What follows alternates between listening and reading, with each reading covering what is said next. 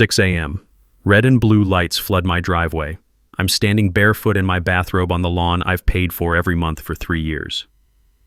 The officer steps out. "Sir, we have a trespassing complaint on this property." Before I can answer, heels stab the asphalt behind him. Veronica Ashworth, HOA president, marches up like she's the queen of the cul-de-sac. "There's your criminal, officer. Illegal signage and defiance of lawful orders." She jabs a manicured finger at my 8-inch city-mandated sprinkler warning sign, 18 inches inside my own property line. "Remove that eyesore immediately," she snarls, "or arrest him for trespassing on HOA property." My property is suddenly HOA property? That's when the chill hits me harder than the morning air. This isn't about a sign. This is how they steal your house, one fabricated violation at a time, until the fines are bigger than your mortgage and the bank takes everything. What would you do if your neighbors weaponized fake police calls to take your home? My name's Garrett Rothwell. 3 years ago, I bought this house with my divorce settlement money, 22 years of marriage down the drain because I apparently lacked ambition. My ex-wife got the McMansion, I got enough cash for a fresh start and the freedom to choose my own battles. All I wanted was peace. A corner lot in Willowbrook Estates where I could rebuild my life without anyone's permission.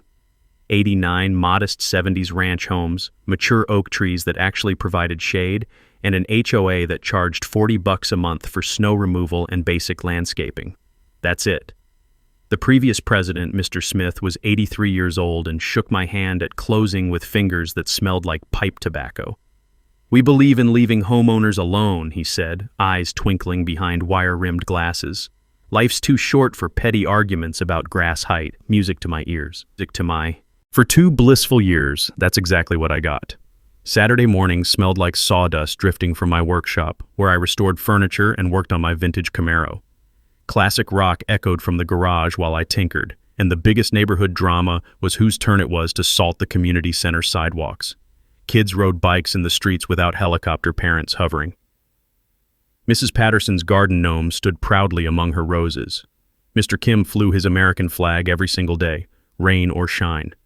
Though I later learned his son died in Afghanistan, making that flag more than decoration.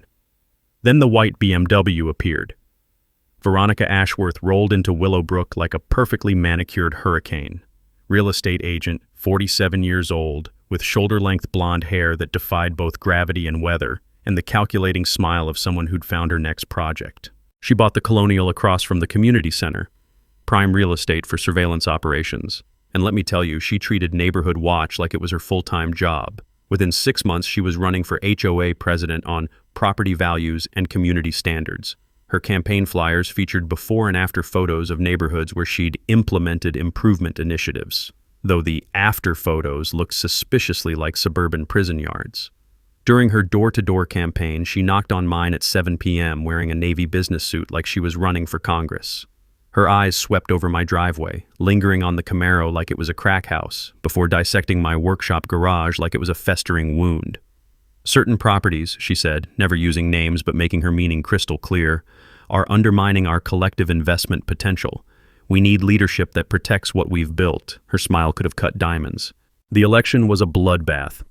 Most residents figured one person couldn't destroy a sleepy HOA that had coasted along peacefully for decades.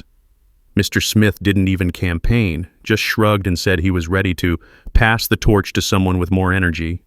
He had no idea he was handing her a flamethrower. Under Mr. Smith's 5-year tenure, 3 violation notices total, all for legitimate safety hazards like Mrs. Rodriguez's cracked driveway. Under Veronica's first 8 months, 23 violations and counting. American flags became excessive patriotic displays. Yes, she actually fined Mr. Kim for honoring his dead son. Children's sidewalk chalk art was temporary vandalism requiring immediate removal. Mrs. Patterson's garden gnomes were non-conforming decorative elements disrupting visual continuity.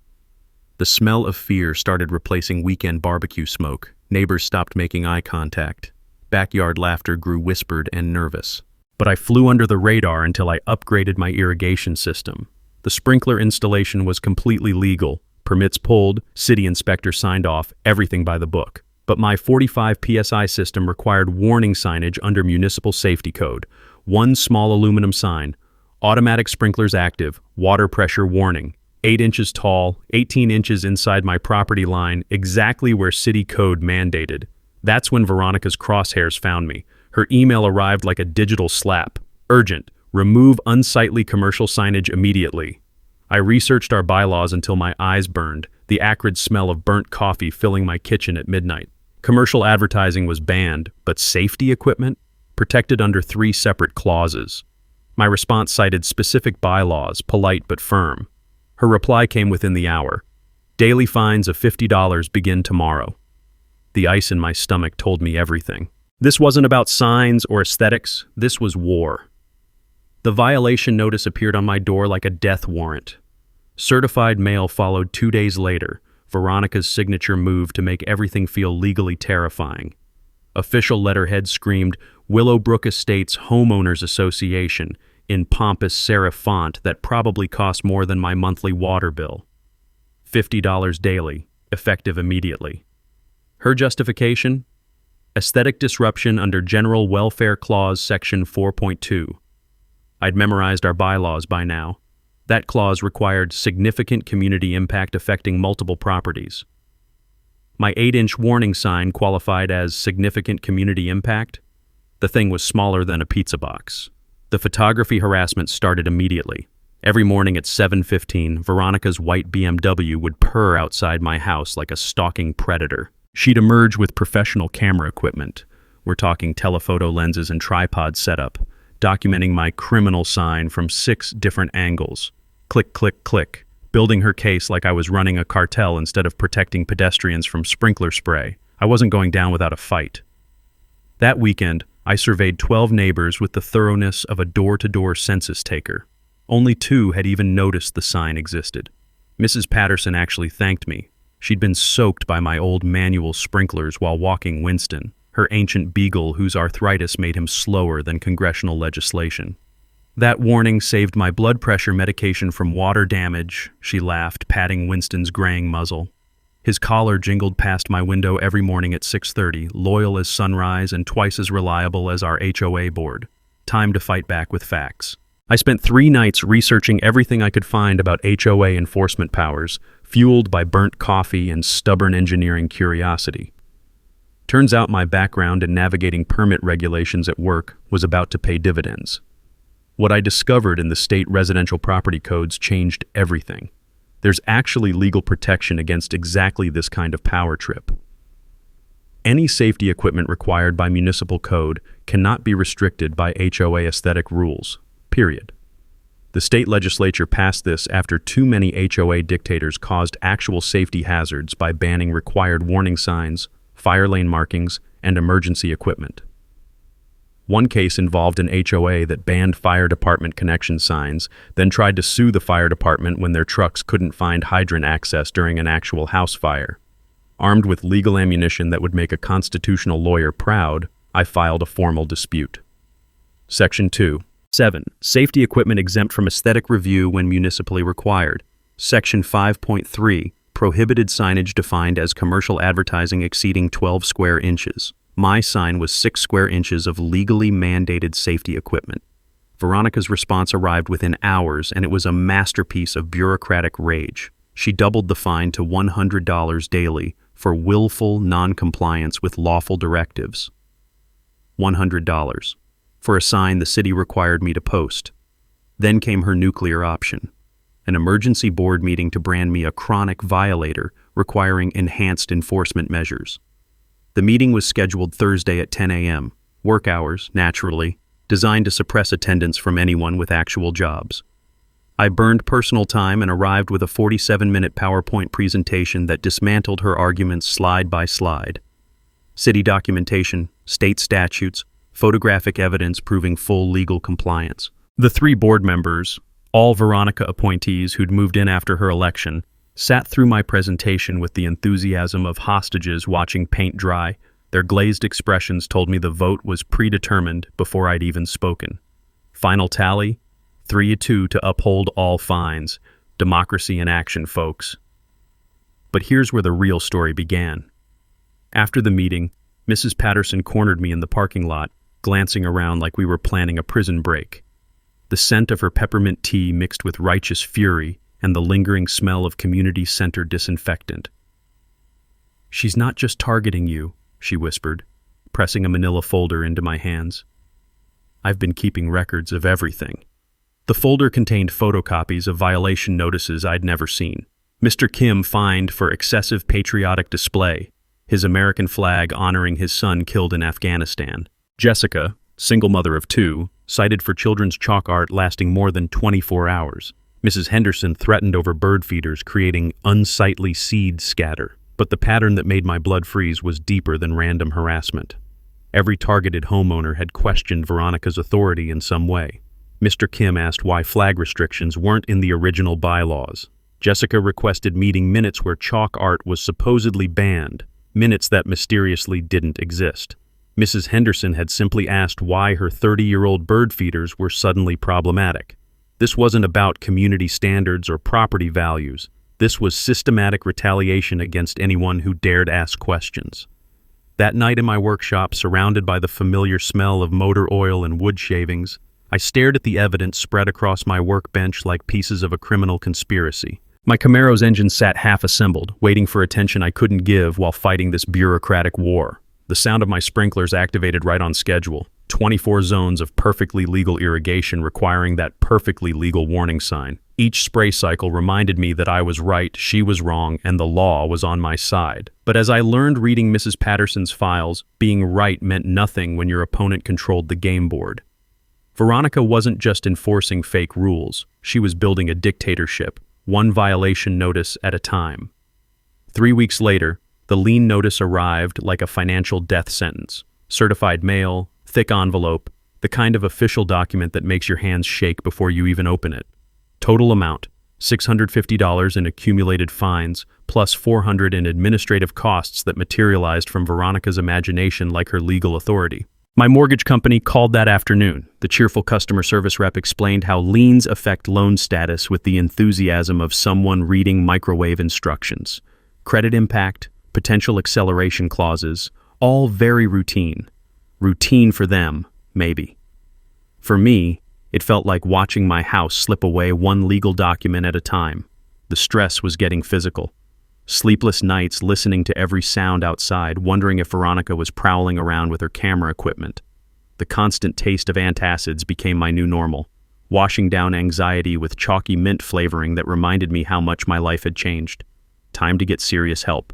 I paid $300, money I couldn't really afford, for a consultation with Margaret Steinberg, a property attorney whose office smelled like leather-bound law books and the kind of expensive coffee that costs more than my daily HOA fine. HOA liens can absolutely force property sales in Ohio, she said, sliding her reading glasses down her nose with the casual delivery of someone discussing weekend weather. But here's something fascinating about your board president. Margaret had done her homework, and what she discovered made my engineer brain start connecting dots I'd missed. Veronica's real estate license created what lawyers call a conflict of interest, so blatant it practically glowed. I'd actually read about this during my permit work years ago.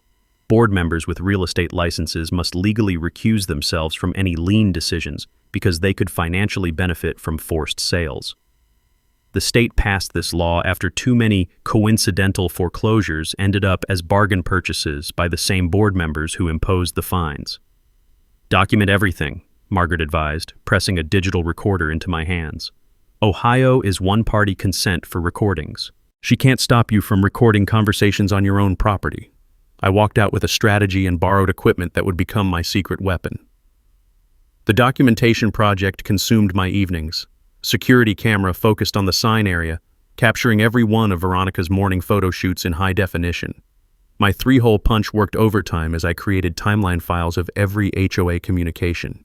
The smell of fresh printer ink became a permanent fixture in my kitchen, mixing with the aroma of reheated coffee as I worked past midnight organizing evidence. But Veronica had her own escalation plan. Her next move was pure desperation disguised as authority, a certified letter demanding I remove my surveillance equipment because it violated reasonable neighbor privacy expectations. She threatened additional $100 daily fines for intimidation tactics against board members. Like so. Intimidation tactics? The woman who stalked my property with telephoto lenses was accusing me of intimidation because I installed a camera on my own house. But here's where Veronica made her first real mistake. I researched Ohio surveillance law with the thoroughness of someone whose house was on the line. Property owners have absolute right to record any activity visible from their own land, period. My camera pointed at my own sign, installed on my own property, recording my own front yard. Her privacy expectations had about as much legal weight as her aesthetic authority, which is to say, none whatsoever. While I was building legal defenses, the neighborhood underground was mobilizing. Mrs. Patterson had been busier than a campaign manager, secretly contacting every violation victim and organizing what she called intelligence sharing sessions over tea and righteous fury. Jessica shared Ring doorbell footage of Veronica measuring neighbors' holiday decorations with a tape measure at 6 a.m., prowling through yards like some kind of suburban surveyor. Mr. Kim provided email screenshots where Veronica demanded written justification for his excessive patriotic display. Apparently, honoring your war-dead son required HOA board approval. But the nuclear revelation came from the most unexpected source. Mrs. Smith, widow of our beloved former president, approached me in the grocery store cereal aisle with a manila envelope that smelled like mothballs and contained dynamite. "Harold kept everything," she whispered, glancing around like we were conducting Cold War espionage. He never trusted that woman from day one. The envelope contained internet printouts of Veronica's pre-neighborhood real estate website. Her services included HOA compliance consulting for investors, helping buyers identify acquisition opportunities in community-managed developments through enforcement strategies that motivate seller decisions. She was literally advertising her ability to force people out of their homes. Cross-referencing public records revealed her systematic operation. 3 foreclosed properties in neighboring HOA districts, all purchased by mysterious out-of-state investors within months of aggressive enforcement campaigns. Veronica's name appeared as listing agent on every single sale, earning commission on both the forced sale and investor purchase. That night, I spread the evidence across my workshop table like a detective solving a murder case. The familiar smell of motor oil mixed with the scent of justice as Veronica's full operation became crystal clear. My sprinkler sign wasn't about aesthetics or property values. I was simply her next mark in a real estate scam disguised as community management, and my corner lot would make someone a nice profit after they foreclosed on my mortgage. The legal intimidation arrived on a Tuesday morning that smelled like impending doom and burnt coffee. Not just any letter, a cease and desist from Hartwell, Steinberg & Associates, printed on letterhead so thick it probably cost more than my monthly electric bill. The process server delivered it to my workplace at precisely 11:47 a.m., ensuring maximum professional humiliation as my coworkers watched through the conference room glass like I was being arrested for embezzlement. Immediate cessation of harassment activities and payment of accumulated fines totaling $1,847 within 30 days, or face foreclosure proceedings under Ohio Revised Code 5312.21. $1,847 for a 6-square-inch piece of aluminum that the city legally required me to post. The financial avalanche started immediately.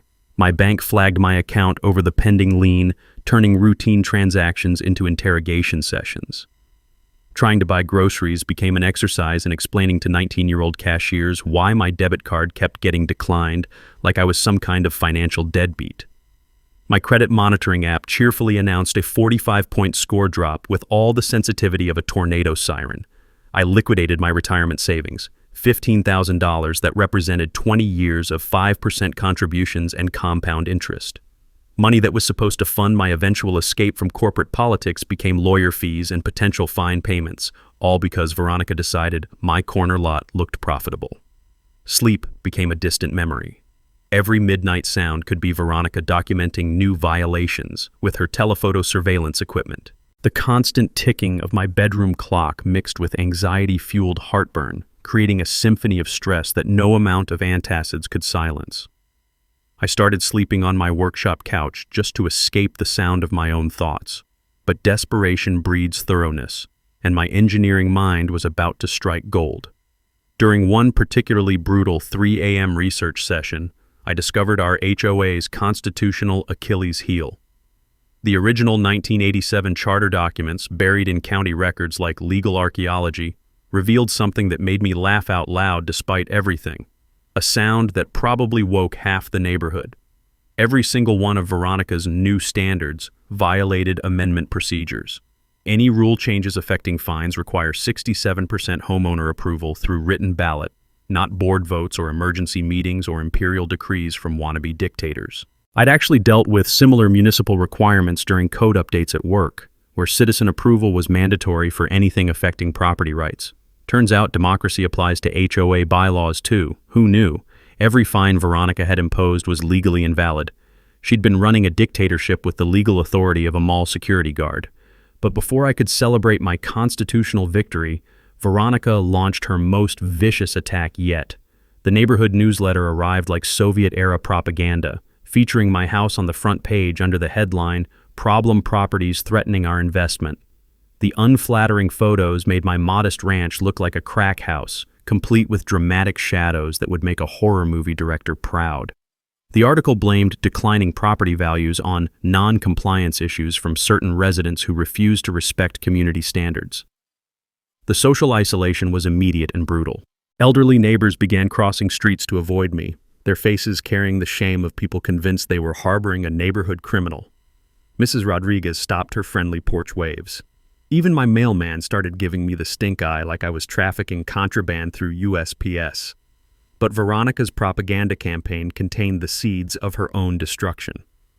Marcus Webb, Channel 7 investigative journalist, received an anonymous tip about systematic HOA corruption. Someone in Mrs. Patterson's underground network had connected dots between enforcement tactics and foreclosure rates across multiple communities.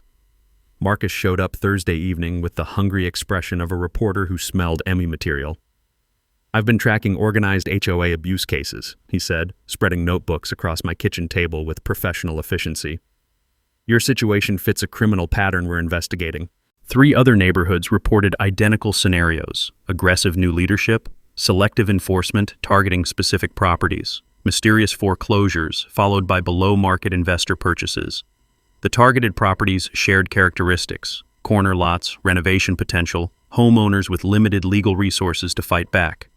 I provided Marcus with my complete evidence arsenal: timeline documentation, recorded conversations, photographic proof of selective enforcement, financial connections between board members, and investor purchases. The paper trail of Veronica's operation covered my kitchen table like a federal investigation.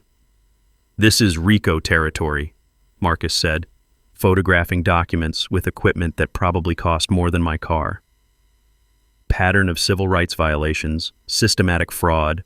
We're talking federal criminal charges, not civil lawsuits. That night in my workshop, surrounded by evidence that could demolish Veronica's entire operation, I finally felt the shift from defense to offense. The familiar smell of wood shavings mixed with satisfaction as I organized the final pieces of her downfall.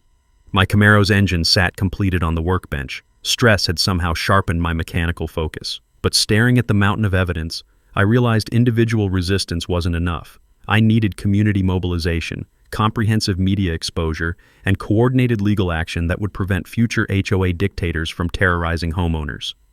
This wasn't about my sign anymore. This was about saving every American family from systematic destruction of property rights, one fraudulent fine at a time. Time to declare war. The breakthrough came from the most unlikely source imaginable. Mrs. Patterson appeared at my door Saturday morning carrying a shoebox that smelled like lavender sachets and contained enough explosive evidence to level Veronica's entire operation. "I've been Herald's unofficial archivist for 30 years, she said, settling into my kitchen with the quiet satisfaction of someone about to detonate a nuclear bomb. That woman made one crucial mistake. She underestimated a retired librarian's filing system.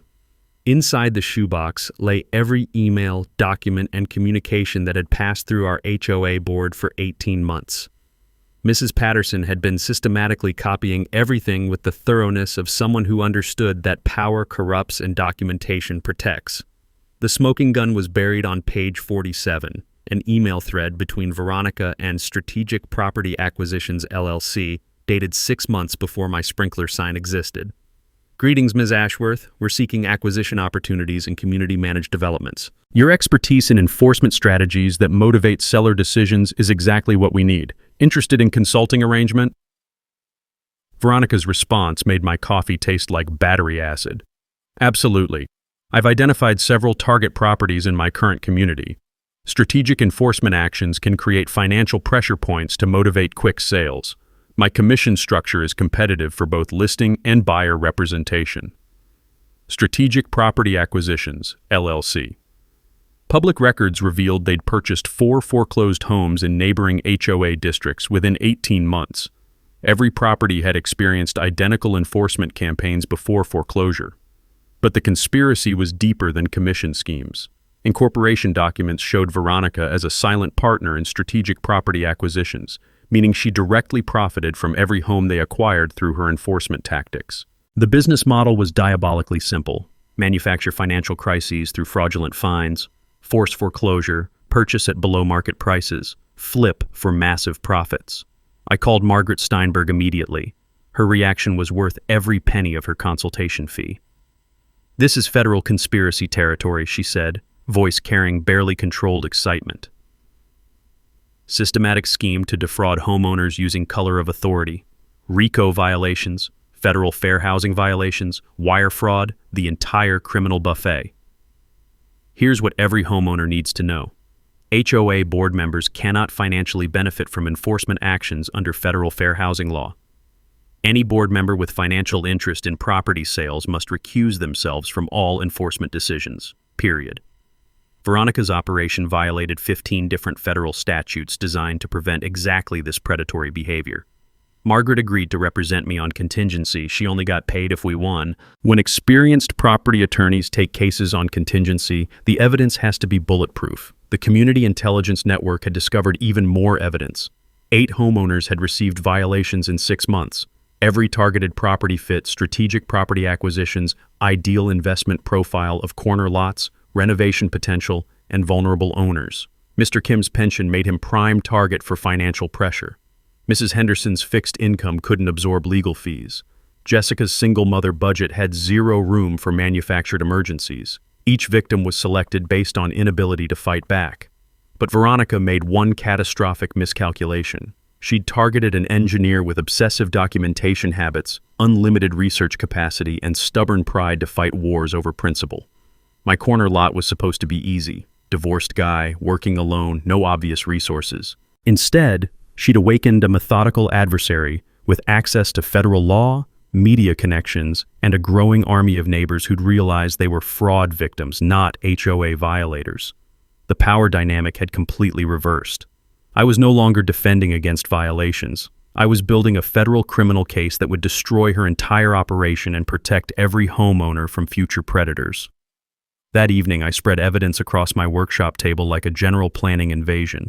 The familiar smell of motor oil mixed with approaching justice. Strategic property acquisitions had stolen homes worth $1.2 million, purchasing them at 60 cents on the dollar, generating $400,000 profits from systematically destroying families. Their fatal mistake was leaving paper trails connecting every transaction to Veronica's enforcement timeline. My sprinkler warning sign had become the thread that would unravel a criminal enterprise. Time to pull that thread and watch her empire collapse. The war room smelled like sawdust, determination, and the kind of industrial-strength coffee that keeps engineers awake for 36-hour problem-solving marathons. My workshop had transformed from weekend hobby space into federal case headquarters, complete with evidence boards that would make conspiracy theorists weep with envy. Margaret Steinberg arrived Monday evening with a briefcase full of legal artillery and the predatory smile of someone who specialized in destroying corrupt officials for sport. We spread out across my workbench like generals planning D-Day, surrounded by the familiar sounds of socket wrenches and my air compressor's therapeutic hum. Multi-jurisdictional approach, Margaret explained, sketching attack vectors on yellow legal pads. Federal complaint bypasses local courts where Veronica might have planted judges in her back pocket. State Real Estate Commission targets her professional license. Civil rights lawsuit under Section 1983 for deprivation of constitutional rights under color of law. The beauty of multiple jurisdiction complaints is mathematically elegant. Even if one case gets delayed or dismissed, The others keep grinding forward like unstoppable industrial machinery. Corrupt officials can manipulate local politics, but they can't corrupt federal prosecutors, state licensing boards, and civil courts simultaneously. But legal strategy was only half the equation. I needed community mobilization, which required becoming an HOA law expert faster than most people learn to program their cable remotes. I spent the following week studying residential property regulations with the obsessive focus that made me successful at reverse engineering complex mechanical systems. Ohio, revised code, federal fair housing statutes, constitutional property rights, everything connected like components in a massive legal machine designed to protect homeowners from predatory board members. During my research deep dive, I discovered something that changed my entire approach to fighting HOA tyranny. Most homeowners don't realize they have extensive protection under state and federal law because HOA boards deliberately keep residents ignorant of their rights. It's like car mechanics who don't explain what they're actually fixing. Knowledge is power, and they want to keep all the power. Recall election procedures were surprisingly straightforward once you understood the constitutional framework. Ohio law requires 51% homeowner petition signatures to trigger mandatory board removal elections. The critical insight: petitions must cite specific fiduciary breach allegations with supporting documentation, not vague complaints about personality conflicts. I created a resident education program that transformed incomprehensible legal concepts into practical knowledge any homeowner could understand and weaponize. Know Your Rights handouts included specific statute citations, sample documentation templates, and step-by-step guides for challenging arbitrary enforcement actions using the same systematic approach I'd use for troubleshooting industrial equipment failures. Every HOA victim needs this burned into permanent memory. Document everything, challenge everything with written demands for legal justification, and remember that board members are elected servants who work for homeowners, not tin-pot dictators running personal kingdoms. Most HOA abuse succeeds because residents don't realize they have legal nuclear weapons at their disposal. Marcus Webb had been constructing his own investigation parallel to our legal case, and his findings added rocket fuel to our community organizing efforts. His documentary evidence package included timeline analysis, financial connection mapping, and victim testimonials from 3 neighborhoods where Veronica's operation had systematically destroyed families. The media strategy combined traditional journalism credibility with modern social media amplification power. Local TV coverage would legitimize our claims for elderly residents who trusted television news above internet sources, while viral social media content would reach younger homeowners and national HOA reform advocates. Several national organizations had already expressed interest based on preliminary case details. Technical documentation provided the objective proof that would destroy Veronica's operation in any courtroom. Professional surveyor certification confirmed my sign placement entirely within property boundaries, measured to quarter-inch precision. Municipal Engineering Department provided written certification that sprinkler warning signs were legally mandatory for systems exceeding 30 psi pressure, required safety equipment, not optional suggestions. Property assessment revealed my home value had increased 12% since installing the improvements Veronica claimed were destroying neighborhood aesthetics. Professional appraisal documentation obliterated her property value protection justification with objective market data. Alliance building accelerated once residents realized they weren't isolated victims but targets of systematic fraud. Regular strategy sessions in my workshop created an unstoppable coalition, with the comforting smell of wood stain mixing with righteous determination. 23 residents confirmed selective enforcement patterns, united against organized abuse of authority. Financial intelligence gathering revealed HOA treasury mismanagement that added criminal dimensions to our case. Legal expenses had increased 340% since Veronica's election, with consultant payments flowing to shell companies connected to board members. Reserve funds had been depleted for enforcement enhancement programs that existed only in Veronica's imagination. Evidence preservation became military-grade operation, documentation copied to multiple secure locations, digital files backed up to cloud storage with attorney access, physical evidence stored in safety deposit boxes with maintained chain of custody for federal prosecution. That Friday evening, standing in my workshop surrounded by organized legal chaos, I listened to my sprinklers activate on schedule. 24 zones of perfectly legal irrigation requiring that perfectly legal warning sign that started this war. but staring at evidence boards documenting Veronica's systematic destruction of property rights, I realized something profound had happened. This wasn't about my house anymore. This was a revolution that would protect every American homeowner from HOA tyranny. Veronica's desperation revealed itself at 2:17 a.m. on a Tuesday that smelled like impending rain and criminal stupidity. I was jolted awake by the sharp crack of metal under stress, a sound every engineer recognizes as catastrophic system failure. My sprinkler system's main valve had been deliberately severed with bolt cutters, flooding Mrs. Patterson's prize rose garden and creating the water damage incident Veronica desperately needed for her next attack. By 6 a.m., an emergency violation notice appeared on my door like a badly written death threat. Immediate citation for property damage to community assets and neighboring properties due to negligent maintenance of illegal irrigation modifications. The woman had sabotaged my system, then blamed me for the damage with the shamelessness of an arsonist complaining about smoke alarms. But I'd learned to think like a chess master playing against a checkers amateur. Security cameras with night vision capability had captured every second of her midnight crime spree. A figure in dark clothing using professional bolt cutters at precisely 2:15 a.m. The footage was Hollywood quality clear, showing deliberate destruction of properly maintained equipment. Better yet, cell phone tower data placed Veronica's device at my location during the exact time frame. Digital breadcrumbs that would make federal prosecutors salivate. Veronica's next move proved she was operating on pure panic instead of strategy. She filed a false police report claiming I'd vandalized my own property for sympathy manipulation, alleging mental instability requiring wellness checks and involuntary property inspection. The responding detective arrived with a social services representative, clearly expecting to find an unhinged homeowner having a breakdown. Instead, they discovered a methodical engineer with comprehensive documentation, crystal-clear security footage, and an attorney on speed dial.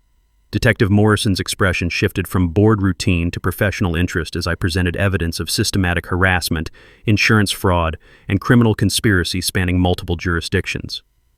"Ma'am, you might want to lawyer up," he told Veronica when she arrived, expecting to witness my arrest.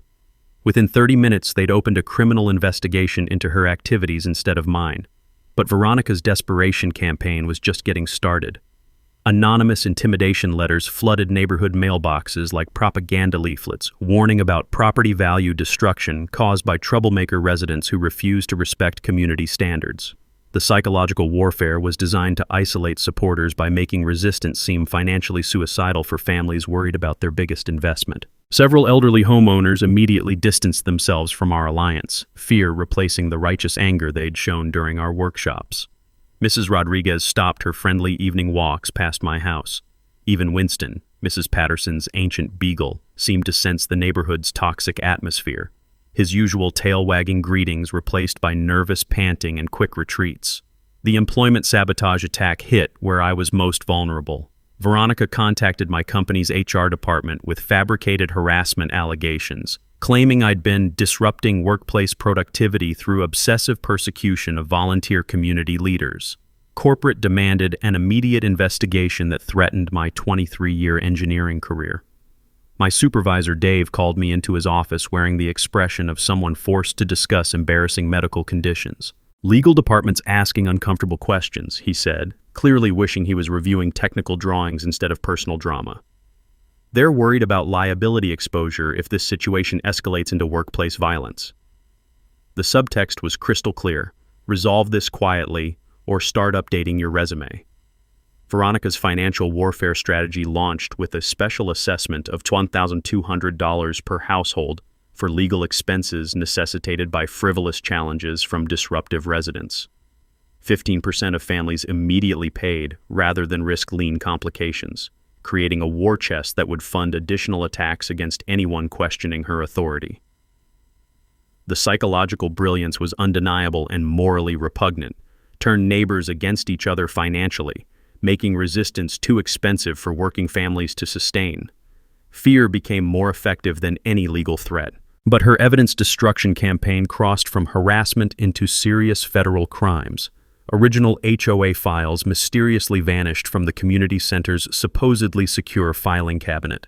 The computer system experienced a catastrophic failure that eliminated 18 months of digital meeting records. Board members claimed routine maintenance had caused irreparable data loss, conveniently destroying documentation of every illegal decision they'd made. Fortunately, Mrs. Patterson's librarian paranoia had created multiple backup systems beyond Veronica's reach. Every document existed in secure locations, but her willingness to tamper with evidence revealed someone who understood she was facing potential federal prison time. The online reputation assassination targeted my professional credibility with military precision. Anonymous reviews attacked my engineering business on platforms from LinkedIn to Google, featuring detailed fabrications about negligent property maintenance and neighborhood terrorism. Social media accounts created specifically to destroy my character flooded search results with disinformation. Digital forensics traced every attack back to IP addresses connected to Veronica's real estate office, but immediate damage was done. 2 decades of professional reputation built through reliable engineering work was being systematically destroyed by someone whose greatest achievement was passing a real estate licensing exam. Legal intimidation escalated when Veronica's attorney sent threatening letters to my employer, mortgage company, and credit agencies.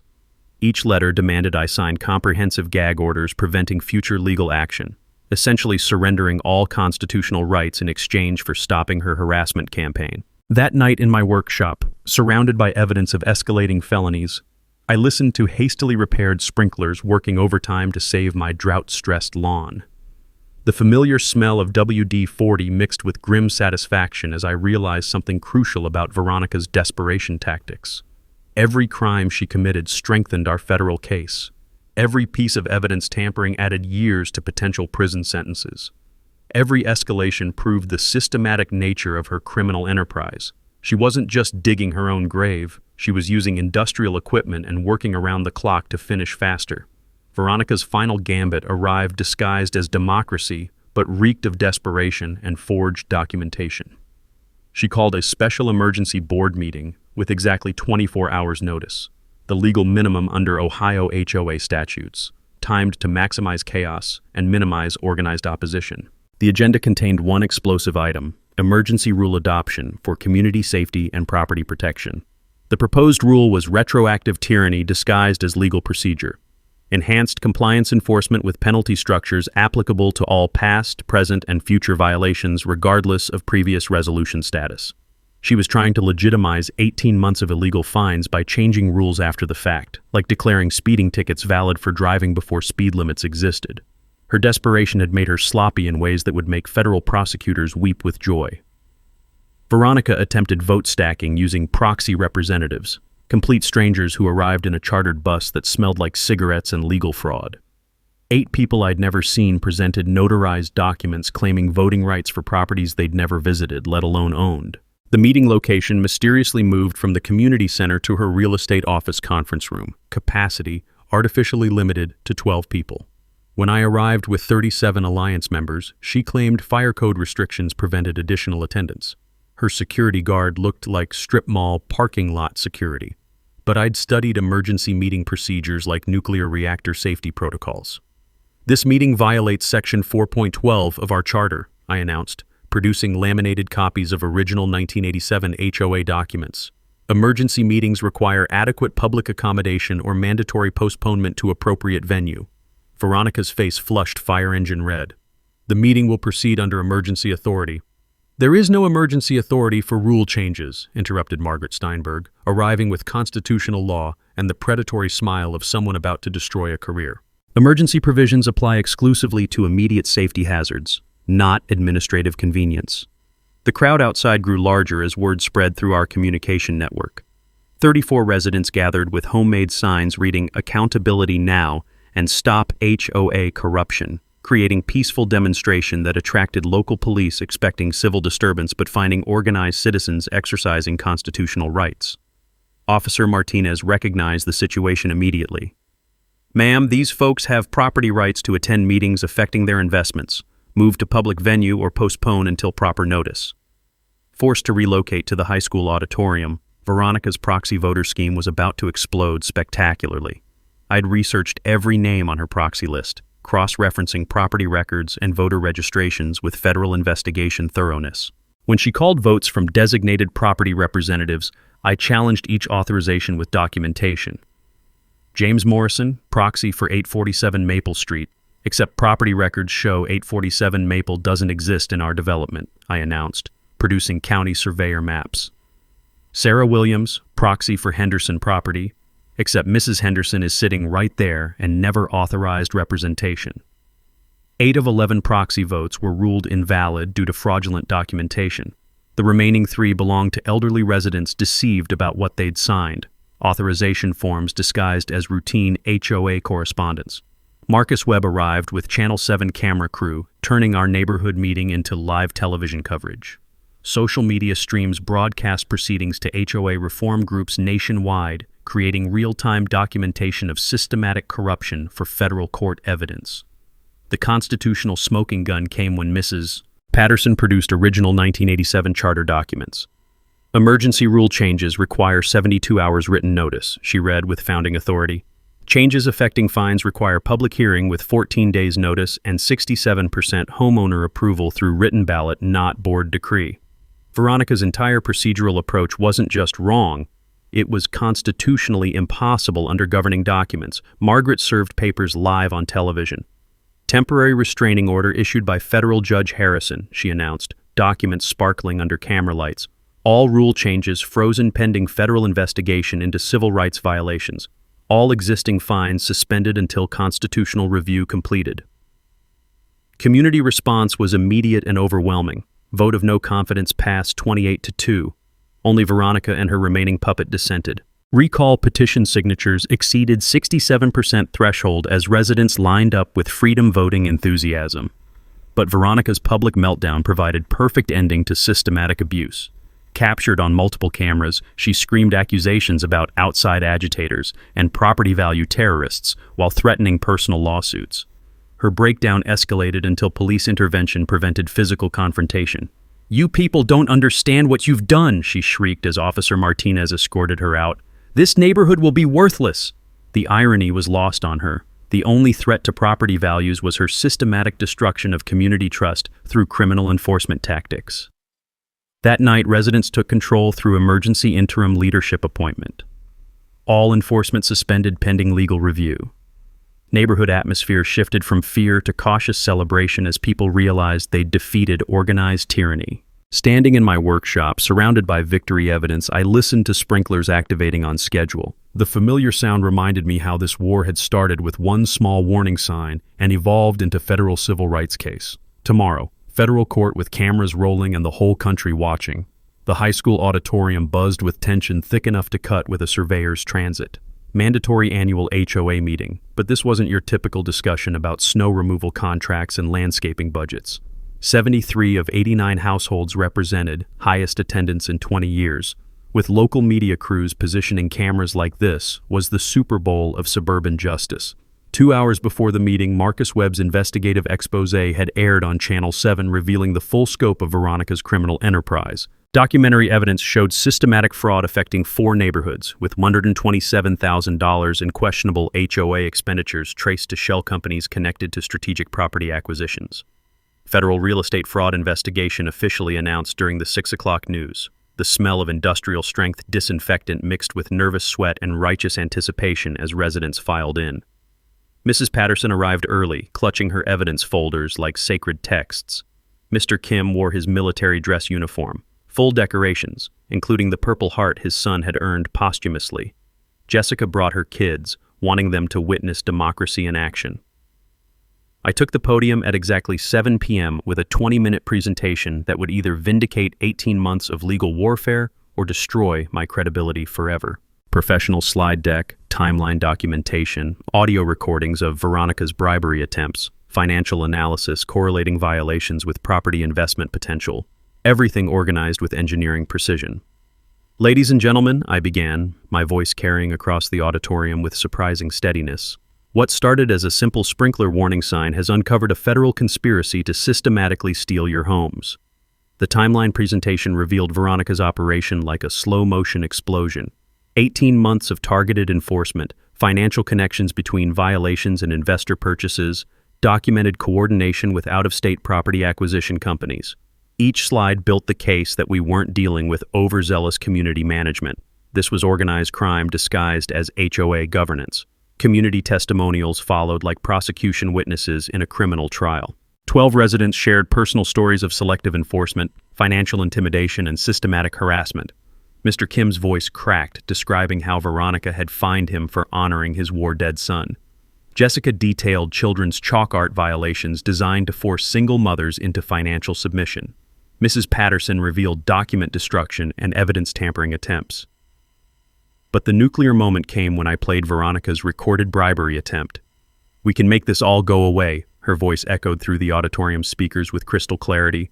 "Drop your challenges, sign this community standards agreement, and all fines disappear. Continue fighting, and you'll lose your house to legal costs that'll bankrupt you." The collective gasp from 73 homeowners sounded like air being sucked from the room. Federal prosecutor Amanda Smith rose from the back row with the theatrical timing of someone who'd been waiting for this moment. "Ladies and gentlemen, I'm announcing criminal charges filed today in federal court. RICO conspiracy, civil rights violations under federal fair housing statutes, wire fraud, mail fraud, and systematic deprivation of constitutional rights under color of law. Here's what every American homeowner needs burned into permanent memory.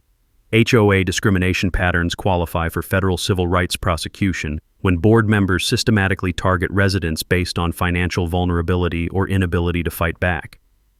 The Justice Department takes property rights seriously, especially when local officials abuse authority for personal profit." Veronica made one final desperate attempt to justify her actions. "Everything I did protected property values," she insisted, her voice shaking with the desperation of someone watching their empire collapse. "Selective enforcement was educational prioritization. I never received any financial benefit from—" I interrupted with certified bank records showing her profit from forced sales. "Strategic property acquisitions paid you $89,000 in commissions from enforcement-motivated transactions. These documents prove coordination with investors before violations were even issued." The evidence was overwhelming, undeniable, and broadcast live on local television. Shell company records, email coordination with investors, systematic targeting of financially vulnerable homeowners, everything documented with the thoroughness of a federal investigation, because that's exactly what it had become. The community response was swift and unanimous. Standing ovation as my presentation concluded, followed by unanimous vote removing Veronica and her entire complicit board. Emergency interim leadership elected from Alliance members, all pending fines and liens immediately suspended, legal fund established to support affected homeowners. But the mic drop moment came when federal agents served search warrants during the meeting. "Veronica Ashworth, you're under arrest for conspiracy to commit wire fraud, mail fraud, and civil rights violations," Agent Morrison announced as handcuffs clicked with the finality of 18 months of criminal behavior. The perp walk outside the auditorium was captured by every television camera in the tri-state area. National news outlets picked up the story within hours. Social media #NowHOA corruption trended for 48 hours as similar victims shared their stories nationwide. Congressional representatives commented on urgent need for HOA reform legislation. I found myself interviewed on morning television programs, explaining how one sprinkler warning sign had exposed a multi-state criminal conspiracy. The new board's first official act: rescind all Veronica-era rule changes, issue public apology to affected homeowners, commit to transparent governance with live-streamed meetings and public financial reporting. Standing outside the auditorium afterward, surrounded by neighbors who'd become allies in the fight for property rights, I listened to police sirens fading into the distance. The smell of fresh autumn air mixed with the satisfaction of justice served and democracy restored. My small aluminum warning sign had started a revolution that would protect homeowners nationwide from HOA tyranny. 6 months later, the smell of fresh paint and new beginnings filled our community center as residents gathered for the first Willowbrook Freedom Festival. The legal aftermath had been swift and satisfying. Veronica received 18 months in federal prison, $127,000 in restitution from seized assets, and permanent real estate license revocation across 3 states. Civil lawsuit settlements compensated every affected homeowner. My settlement covered legal fees plus enough to finally finish restoring that Camaro. Turns out fighting federal conspiracy pays better than engineering consulting when you win. Community healing began immediately. Our new board implemented a resident bill of rights with transparency requirements, documented enforcement procedures, and live-streamed meetings with public financial reporting. Democracy had returned to Willowbrook, and it felt like breathing fresh air after months of suffocation. My sprinkler warning sign received official municipal recognition as a community safety feature. The mayor personally presented the award in my front yard, thanking me for proactive hazard notification exemplifying responsible ownership.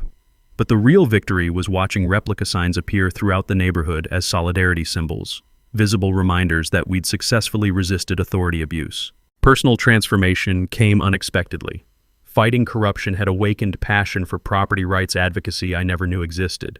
I completed paralegal certification specializing in HOA law, turning weekend research into professional consulting. My workshop education sessions evolved into statewide business providing pro bono help to abuse victims. Ironically, Veronica's attempt to destroy my life had created more meaningful work than 23 years of corporate engineering. Community improvements flourished once corruption was eliminated. Surplus funds previously stolen through fraudulent fees funded actual enhancements. Community garden with resident volunteers, annual Resident Rights Day festival celebrating democratic participation, and scholarship fund sending students to law school focused on property rights. The ripple effects extended beyond Willowbrook. 3 neighboring HOAs adopted our transparency reforms. State legislature introduced comprehensive reform legislation, and national organizations use us as model democratic governance. Documentary rights were optioned by streaming service for series about Americans fighting constitutional battles at local level. Most importantly, personal relationships healed and grew. My partnership with Jessica evolved from alliance building to something deeper, founded on shared experience fighting for justice. Her children play safely in our yard, drawing chalk art without violation fears. Mr. Kim's flag flies proudly, officially recognized as patriotic expression enhancing community character. Property values increased 23% since Veronica's removal. Eliminating harassment and criminal board members actually improves desirability. My home became local landmark representing successful resistance to tyranny. Financial freedom felt as satisfying as legal victory. Every evening, I listened to familiar sprinklers activating on schedule. That sound reminds me how the biggest victories sometimes start with smallest stands on principle. My tiny warning sign protected more than pedestrians. It protected an entire community from systematic oppression. The sign still stands 18 inches from sidewalk, 8 inches tall, perfectly legal, and proudly serving its original purpose. But now it represents something larger. Proof that when good people organize and fight smart, justice wins. Here's what you need to remember. Your property rights matter, your community voice counts, and bullies in business suits are still just bullies. When regular folks refuse intimidation and demand accountability from elected officials, democracy works exactly like founders intended. Mrs. Patterson's garden gnomes stand among prize roses without aesthetic violations. Mrs. Henderson's bird feeders attract children and wildlife, creating neighborhood gathering spots that build real community. Winston still jingles past my window each morning, but now his walks include stops at the community garden where neighbors actually talk to each other.